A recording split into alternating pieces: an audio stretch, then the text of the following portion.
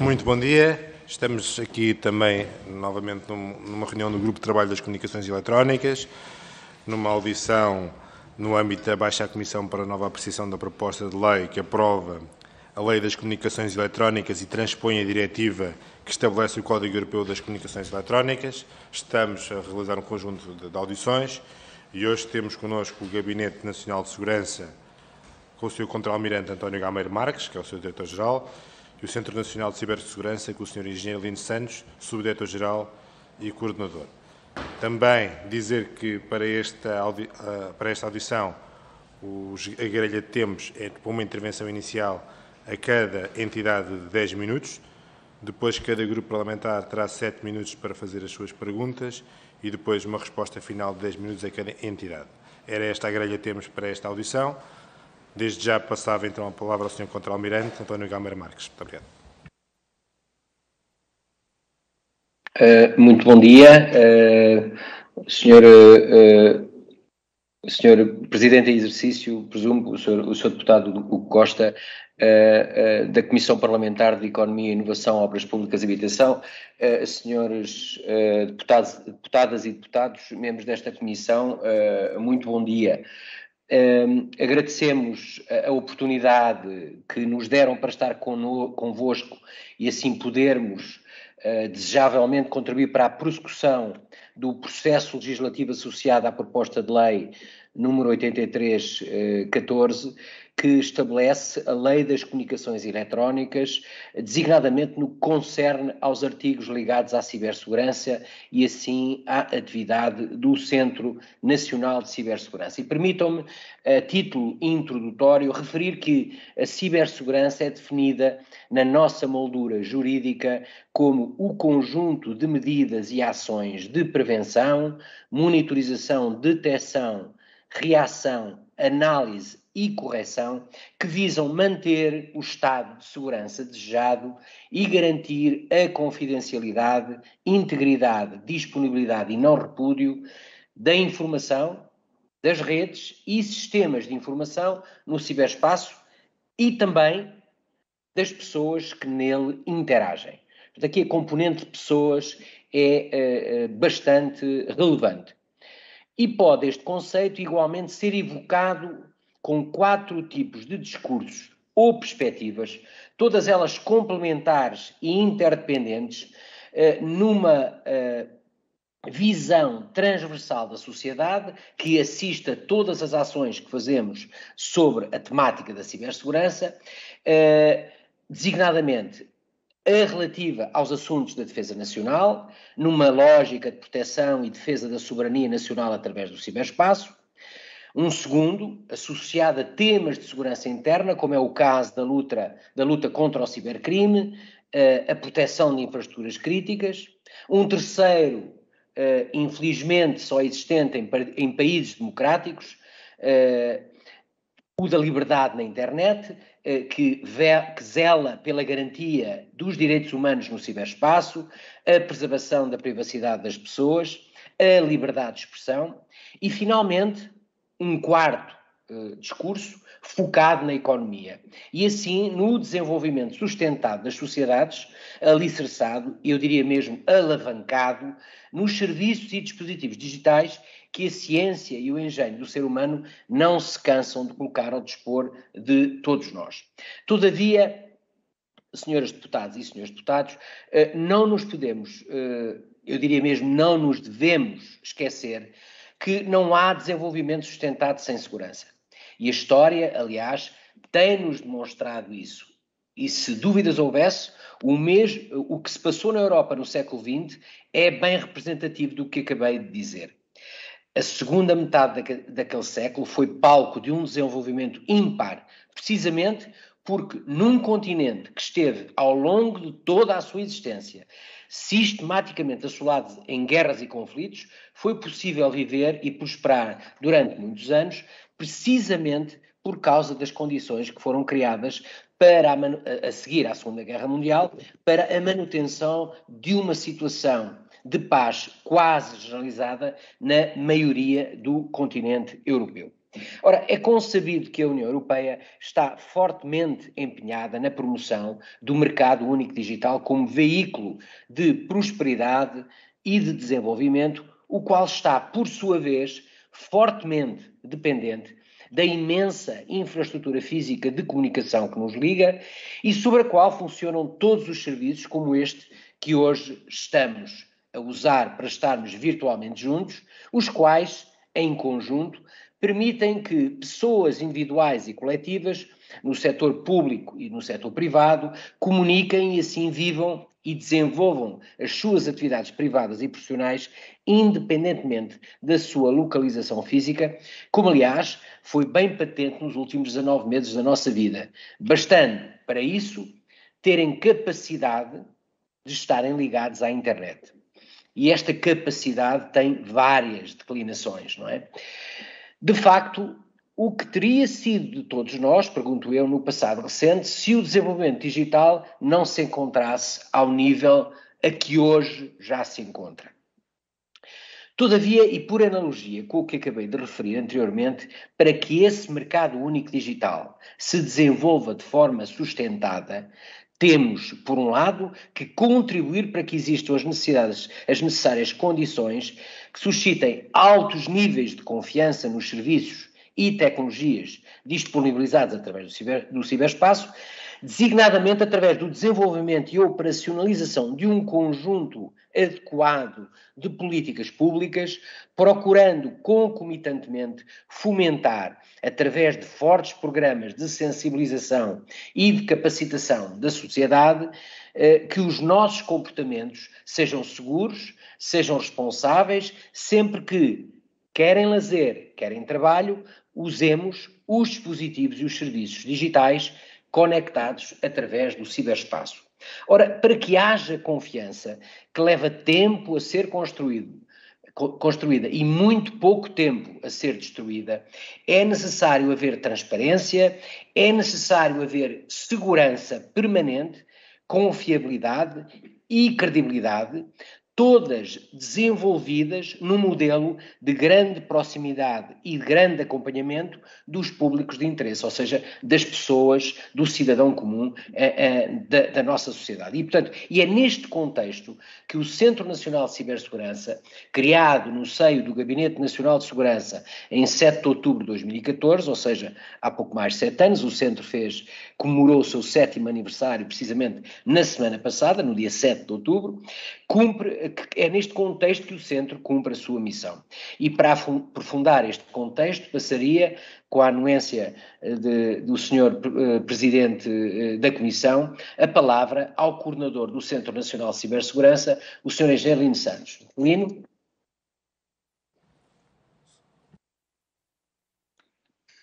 Muito bom dia, Sr. Presidente, bom dia, senhores deputadas e senhores deputados. Criado em 2014, como foi referido, o Centro Nacional de Cibersegurança tem uma missão ampla, mas clara: contribuir para uma utilização livre, confiável e segura do ciberespaço. A Lei Orgânica do GNS, onde funciona este centro, atribui, entre outras, as competências para desenvolver as capacidades nacionais de prevenção, monitorização, detecção, reação, análise e correção destinadas a fazer face a incidentes de cibersegurança e a ciberataques. Exercer os poderes da autoridade nacional competente em matéria de cibersegurança relativamente ao Estado e aos operadores de infraestruturas críticas nacionais. Contribuir para assegurar a segurança dos sistemas de informação e comunicação do Estado e das mesmas infraestruturas críticas nacionais. Promover e assegurar a articulação e cooperação entre os vários intervenientes e responsáveis nacionais na área da cibersegurança. Assegurar o planeamento da utilização não militar do ciberespaço em situações de crise ou de conflito armado no âmbito do planeamento civil de emergência e coordenar a cooperação internacional em matéria de cibersegurança, obviamente alinhado com o Ministério dos Negócios Estrangeiros. Neste contexto e do portfólio de serviços deste Centro Nacional de Cibersegurança, destaco a equipa de coordenação de resposta a incidentes de cibersegurança, o CERT.pt, que presta apoio às vítimas de incidentes de cibersegurança em estreita articulação com as suas congêneres europeias e as demais autoridades com responsabilidades operacionais no ciberespaço de interesse nacional. Refiro-me à Unidade Nacional de Combate ao Cibercrime e ao Crime Tecnológico da Polícia Judiciária, a área ciber do Sistema de Informações da República Portuguesa e o Centro de Ciberdefesa do Estado-Maior-Geral das Forças Armadas. Com uma forte influência europeia, estas competências são reforçadas em 2018, com a entrada em vigor do regime jurídico de segurança do ciberespaço. Transpõe para o ordenamento jurídico nacional a diretiva SRI 2016-1148, relativa a medidas destinadas a garantir um elevado nível comum de segurança das redes e da informação em toda a União. Relevaria o disposto nos números 1, 2, 3 e 7 do artigo 7º desta Lei 46 de 2018, de acordo com os quais, no âmbito da missão da Autoridade Nacional de Cibersegurança, cumpre a este decente garantir que o país use o ciberespaço de forma livre, confiável e segura, como foi já referido, através da promoção da melhoria contínua da cibersegurança nacional e da cooperação internacional em articulação com todas as autoridades competentes, bem como a definição e implementação de medidas e instrumentos necessários à antecipação, detecção, reação e recuperação de situações que faça a iminência, e sublinhava aqui a iminência porque é importante, ou a ocorrência de incidentes. Ponham em causa o interesse nacional, o funcionamento da administração pública, dos operadores de infraestruturas críticas e, é aqui acrescentado, dos operadores de serviços essenciais e dos prestadores de serviços digitais. Neste enquadramento, com a moldura legal indicada, compreendo referir que o Centro Nacional de Cibersegurança é o ponto de contacto único nacional para efeitos da cooperação internacional e integra uma rede europeia de equipas de reação a incidentes, sem prejuízo das competências da Polícia Judiciária em matéria criminal, atuando ainda em articulação e estreita cooperação com as estruturas nacionais responsáveis pela ciberespionagem, ciberdefesa, cibercrime e ciberterrorismo, devendo comunicar à autoridade competente, indicando factos que tenha conhecimento relativos à preparação e execução de crimes. Neste sentido, devem ser considerados ainda os artigos 8º e 9º do mesmo regime jurídico de segurança do ciberespaço, nos termos dos quais se estabelecem as competências do CERT-PT, que funciona dentro do Centro Nacional de Cibersegurança, e as quais requerem o conhecimento informacional imediato, pós-ocorrência, sobre incidentes de cibersegurança para o respectivo exercício, sob prejuízo da não consideração do disposto no parágrafo anterior e a omissão do cumprimento do dever de cooperação com esta autoridade. Dava aqui um exemplo de um grande incidente que tivemos em 2017, em 12 de maio de 2017, um verme que chamamos de WannaCry, que teve uma propagação, como todos os vermes, autopropagam-se pela rede, explorar uma vulnerabilidade já conhecida, mas que, digamos, uma vez infectados os equipamentos, cifrava os conteúdos destes dispositivos, portanto era um mecanismo de ransomware, como é popular hoje em dia, e que teve uma propagação por todo o mundo de uma forma galopante. Nós, Centro Nacional de Cibersegurança, tomamos conhecimento deste incidente precisamente a partir de um operador de telecomunicações, através da Rede Nacional de Equipas de Reação a Incidentes, e pusemos-nos no terreno com a rede europeia de equipas de reação que referi, e no espaço de algumas horas tínhamos uma medida de mitigação para evitar a propagação. Portanto, isto ilustra o quão importante é, digamos, a colaboração e a cooperação e o early warning, ou seja, a indicação atempada a este Centro Nacional de Cibersegurança de que algo de errado se está a passar nas redes para uma reação rápida. Portanto, uma vez identificada e a medida de mitigação até foi identificada por uma congénere nossa, europeia, tivemos depois, obviamente, que fazer a coordenação e alertar quem pudéssemos, ou seja, todos os contactos que nós tínhamos para a aplicação desta medida de mitigação e proteção e digamos, o evitar de novas vítimas deste ataque. Portanto, a comunicação atempada dos incidentes de cibersegurança é, assim, essencial para a eficaz e tempestiva reação junto das vítimas, com as corretas medidas de mitigação ou para o alerta junto a potenciais alvos. Saliento igualmente a publicação, a 30 de junho deste ano, do Decreto-Lei 65 de 21, que vem regulamentar este regime jurídico de segurança do ciberespaço e definir as obrigações em matéria de certificação da cibersegurança em execução do Regulamento da União Europeia 2019-881, criando um quadro nacional para a certificação em cibersegurança e atribuindo ao CNCS a competência da Autoridade Nacional de Certificação em Cibersegurança. Deverá ainda ser considerado quanto à importância do funcionamento em rede e da gestão coordenada de incidentes, que no passado dia 23 de junho de 21 foi oficialmente anunciada pela Comissão Europeia a recomendação C-2021-4520, referente à criação de uma Joint Cyber Unit, com a qual se pretende avançar com um mecanismo adequado à coordenação de crises de cibersegurança em todos os Estados-membros, envolvendo as instituições Law Enforcement, Intelligence e Defesa, servindo assim a gestão do quadro já existente a nível nacional, e que eu já referi, no plano europeu, nomeadamente a implementação do Blueprint para uma resposta coordenada a incidentes de larga escala e gestão de crises, a rede europeia de equipas de reação a incidentes ou a rede Ciclone, pretendendo-se que este mecanismo esteja operativo até 22 de junho do próximo ano.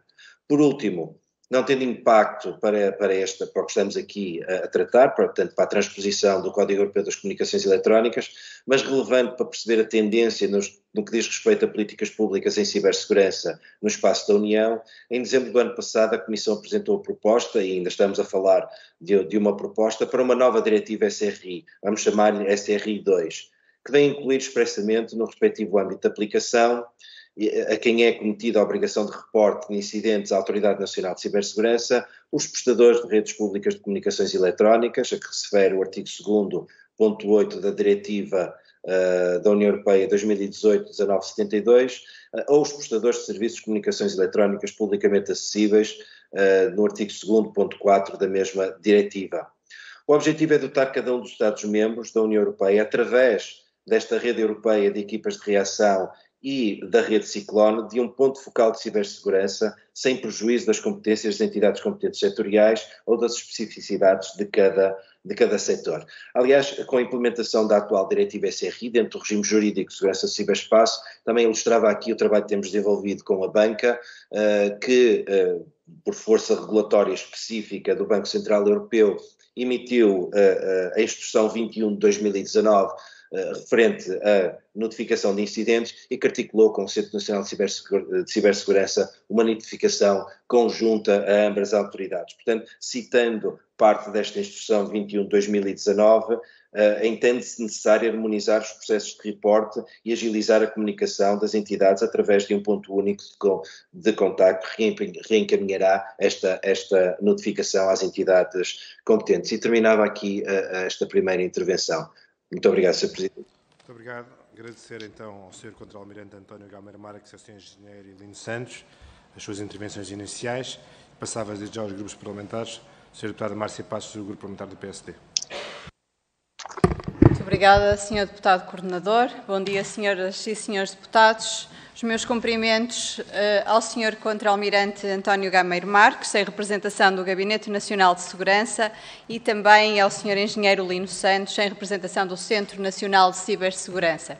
Os meus cumprimentos a ambos e, desde já, os nossos agradecimentos da parte do Grupo Parlamentar do PSD pelos contributos que nos trazem a esta nossa reflexão sobre a proposta de lei 83, que é uma proposta de lei que pretende transpor a diretiva do Código Europeu das Comunicações Eletrónicas. E, portanto, a nossa preocupação é muito centrada neste momento nesta proposta de lei, nas normas que a mesma contempla e, no caso em concreto hoje, no que concerne às questões relacionadas com a segurança e com a cibersegurança.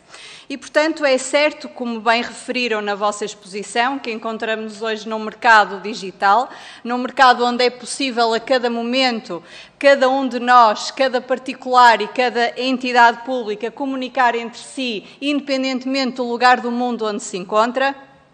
E isto carece, obviamente, de políticas públicas que permitam que estas comunicações sejam seguras, permitam que e previnam comportamentos seguros, comportamentos responsáveis e que consigam dar segurança e confiança a estas entidades, públicas ou privadas, nas respectivas comunicações.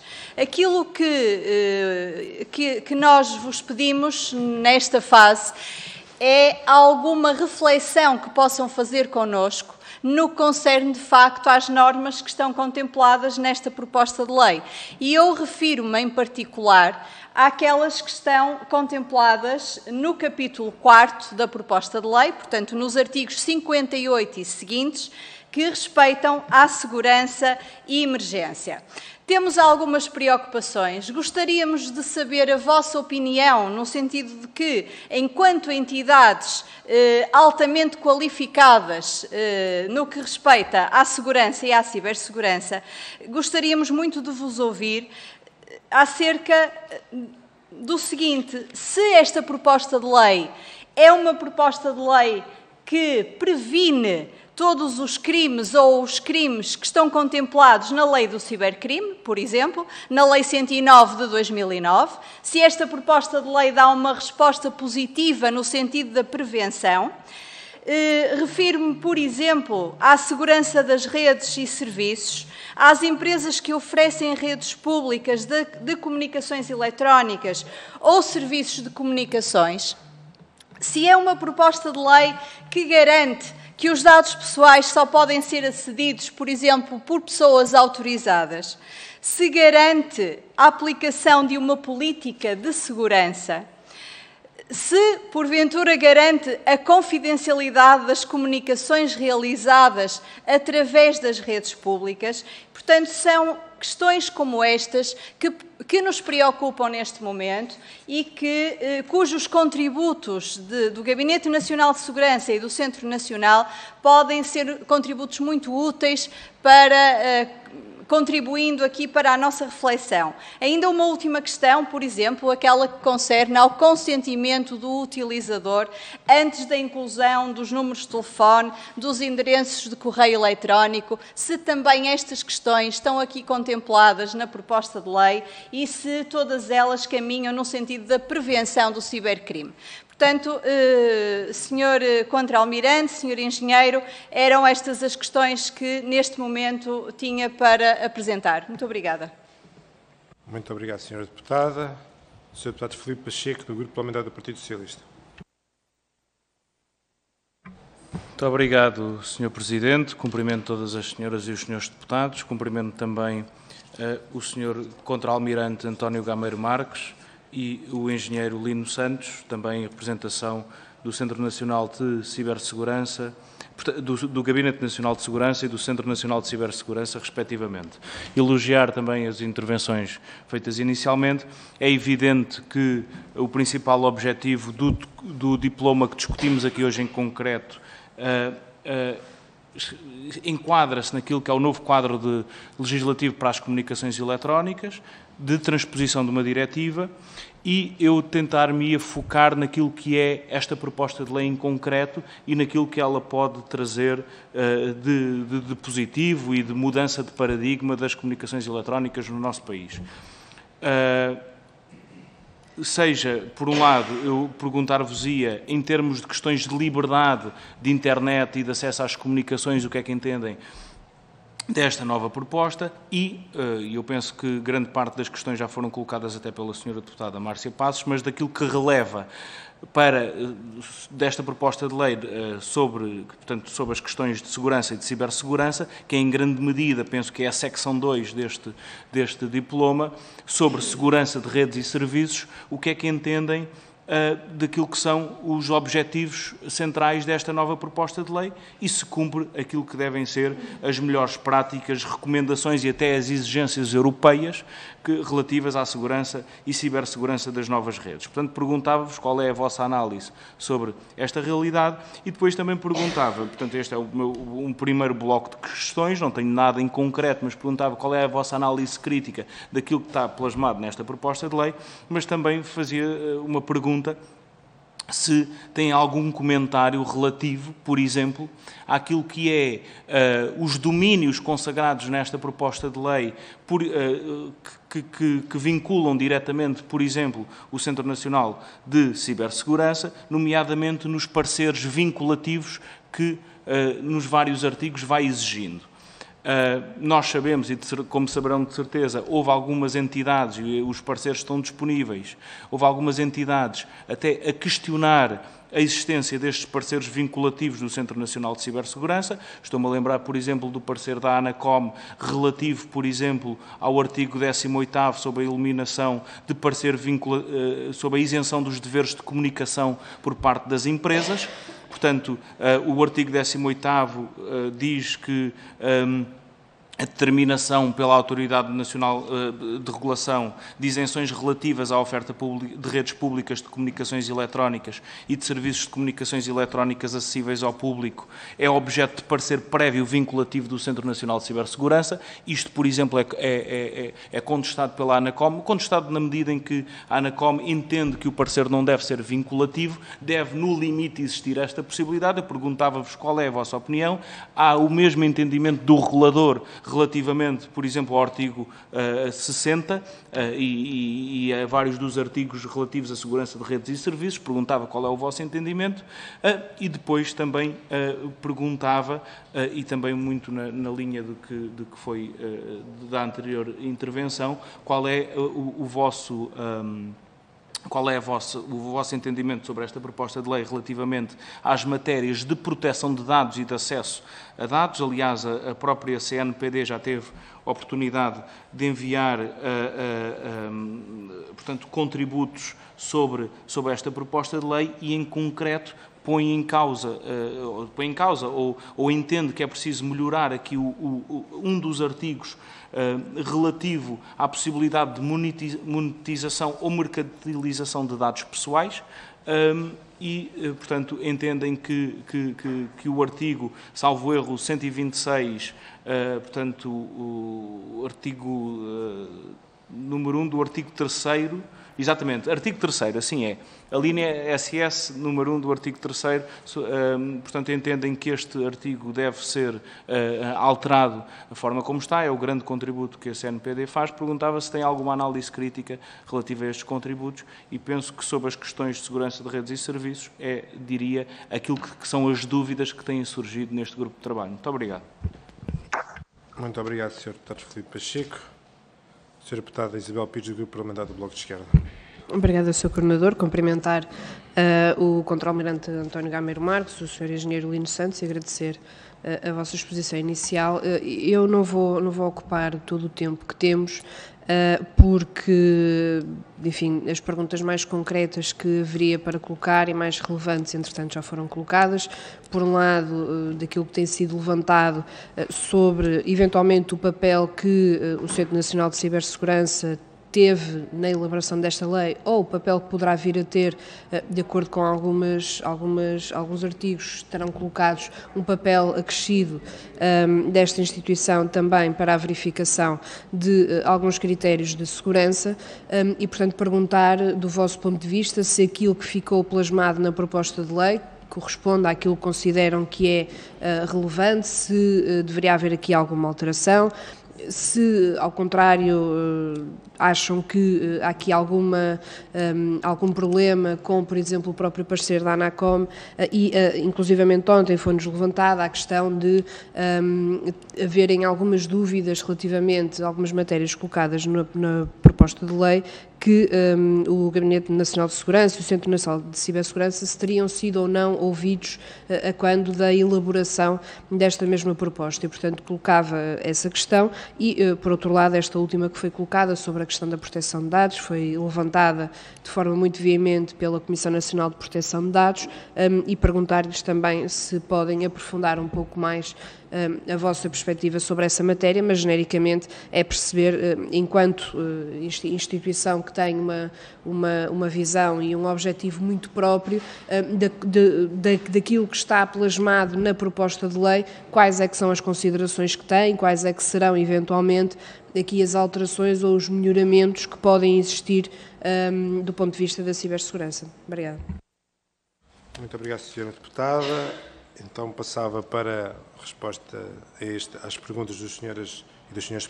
Deputado ao Sr. Contra-Almirante António Gameiro Marques e depois ao Sr. Engenheiro Lino Santos. Sr. Contra-Almirante. Estou a ouvir com eco, agora já não. Muito obrigado pelas questões que nos foram colocadas. Eu, relativamente às específicas sobre cibersegurança, com a sua anuência, Sr. Deputado, eu diria ao Engenheiro Lino Santos para as responder, sem prejuízo da resposta do Engenheiro Lino.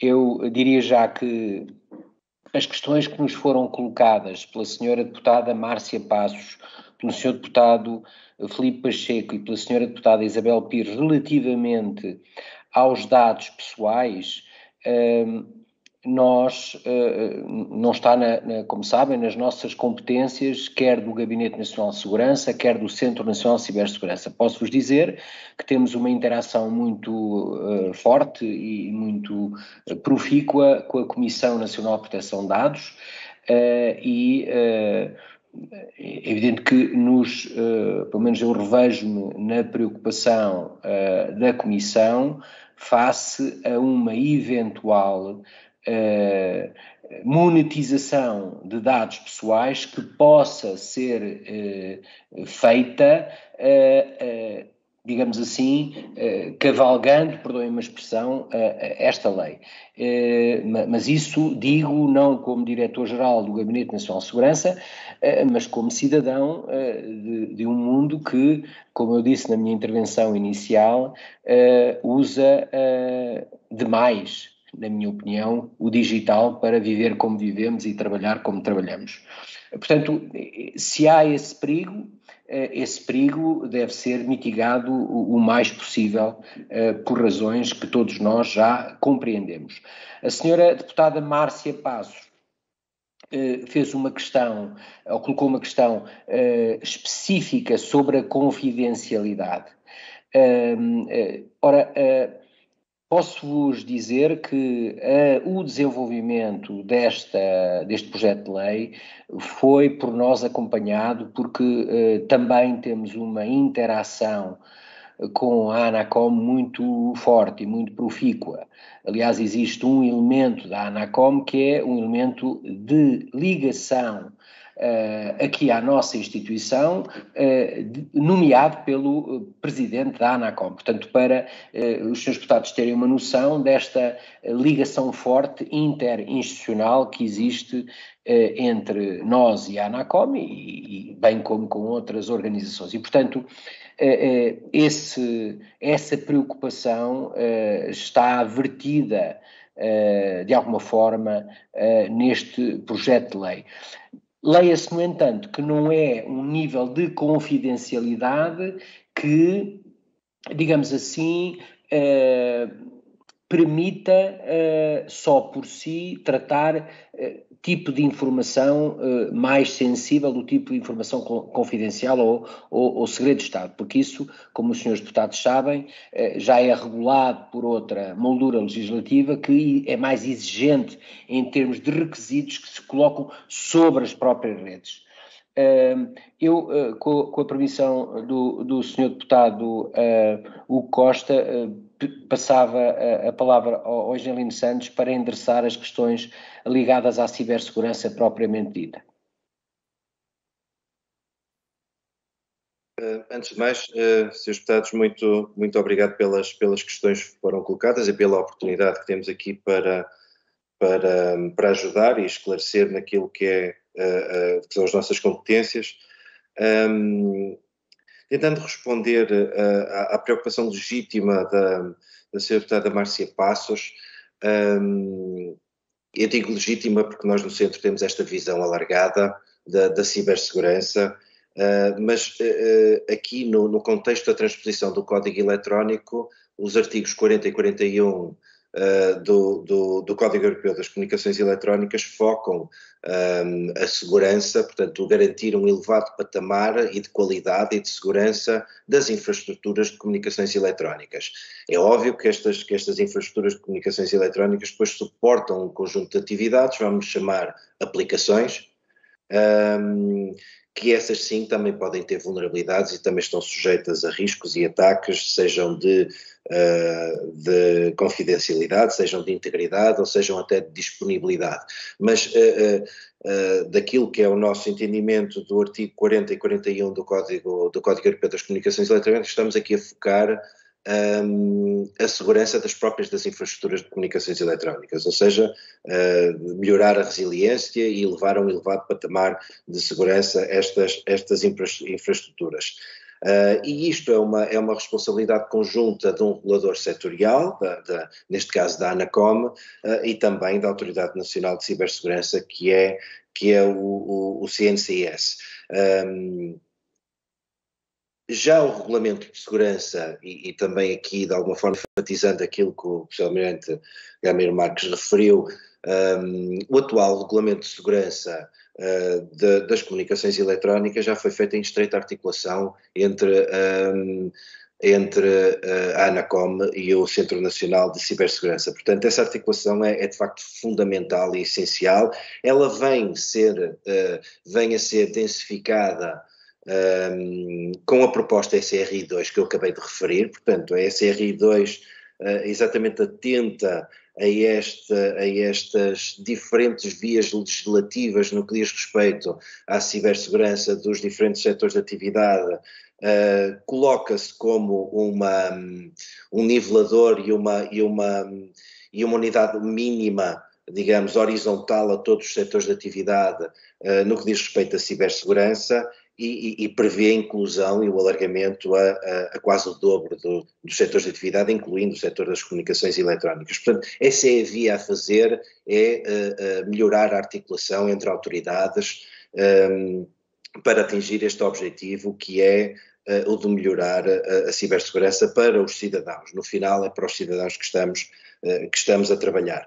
Aliás, o trabalho que nós temos feito, normalmente acrescentamos nós, do lado do Centro Nacional de Cibersegurança, as preocupações relativas à camada aplicacional, ou seja, apesar de trabalharmos a análise de risco do setor das comunicações eletrónicas, pensamos como não podendo ser dissociado o risco das aplicações que existem ou que venham a surgir com a utilização destes e novos mecanismos de comunicação eletrónica. Refiro-me, por exemplo, a cidades inteligentes, refiro-me, por exemplo, a condução autónoma e, portanto, esta análise de risco integrada e vertical é essencial para perceber que medidas é que devemos aplicar ao setor das telecomunicações e que medidas é que temos que aplicar às outras atividades económicas, por exemplo, ao setor da condução autónoma ou ao setor das cidades inteligentes. E, portanto, ter esta visão integrada é extremamente importante. Parece-nos, portanto, respondendo ao Sr. Deputado Filipe Pacheco e Isabel Pires, que a proposta de lei das comunicações eletrónicas vem responder a esta melhor articulação entre estas duas autoridades e vem assegurar esta articulação entre as duas entidades para dar uma resposta vertical ao setor das telecomunicações, mas também com uma visão horizontal a todos os setores de atividade.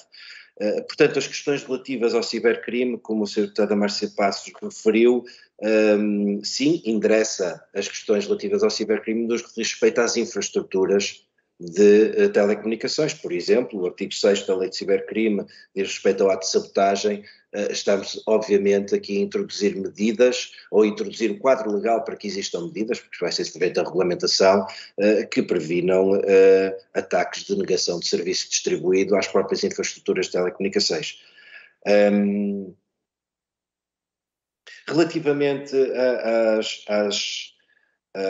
às questões de pareceres vinculativos do CNCS, eu penso que já referi, portanto, é nosso entendimento que a forma como está expressa na atual proposta de lei assegura essa articulação entre estas duas entidades que colaborativamente trabalham para a cibersegurança nacional, uma do ponto de vista setorial e outra do ponto de vista mais alargado. Senhor Muito obrigado, Sr.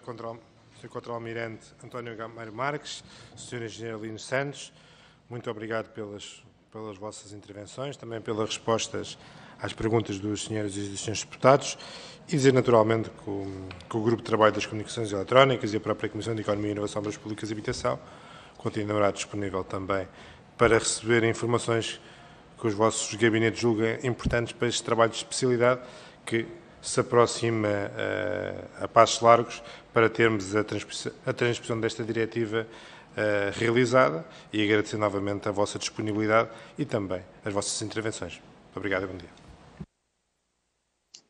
Obrigado.